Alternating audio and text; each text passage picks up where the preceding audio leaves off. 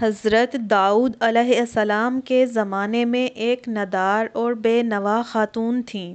ان کے پاس جو تھوڑی بہت رقم تھی وہ اس سے اون یا روئی وغیرہ خریدتی تھی اور اسے کاٹ کر اس کی ہڈیاں بناتی، پھر اسے بیچ کر انتہائی سادگی سے اپنے اور اپنے بچوں کے اخراجات پورے کرتی۔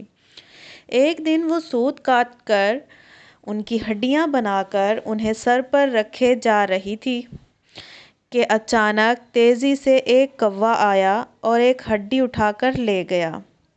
وہ بے سہارا خاتون بہت رنجیدہ ہوئی اور حیران پریشان حضرت داؤد علیہ السلام کے پاس آئی اور اپنے تنگ حالات بیان کیے اور کوّے کے ہڈی اٹھا کر لے جانے کا واقعہ بیان کرنے کے بعد عرض کیا کہ خدا کی عدالت کہاں ہے؟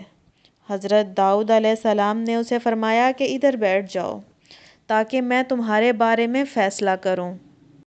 ایک طرف یہ واقعہ پیش آیا اور دوسری طرف یہ ہوا کہ کچھ لوگ کشتی کے ذریعے دریا عبور کر رہے تھے۔ ان کی کشتی میں سوراخ ہو گیا اور پانی داخل ہو جانے سے کشتی ڈوب جانے کا خطرہ تھا۔ انہوں نے نظر مانی کہ اگر اس خطرے سے نجات مل گئی تو 1000 دینار کسی فقیر کو دیں گے۔ اللہ تعالیٰ نے ان پر خاص کرم کیا اور اس کوّے کی ڈیوٹی لگائی کہ وہ اس خاتون کی ہڈی اٹھا کر کشتی میں لا پھینکے۔ کوّے نے ایسا ہی کیا۔ ان لوگوں نے سوت کی اس ہڈی کا فائدہ اٹھایا، کشتی کا سوراخ اچھے طریقے سے بند کیا اور ڈوبنے سے نجات پائی۔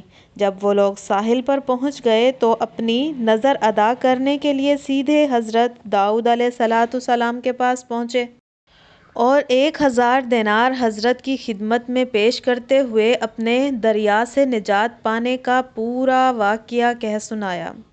داؤد علیہ السلام نے اس خاتون کے سامنے خدا کی حکمت اور عدالت بیان کی اور وہ 1000 دینار اسے دے دیے۔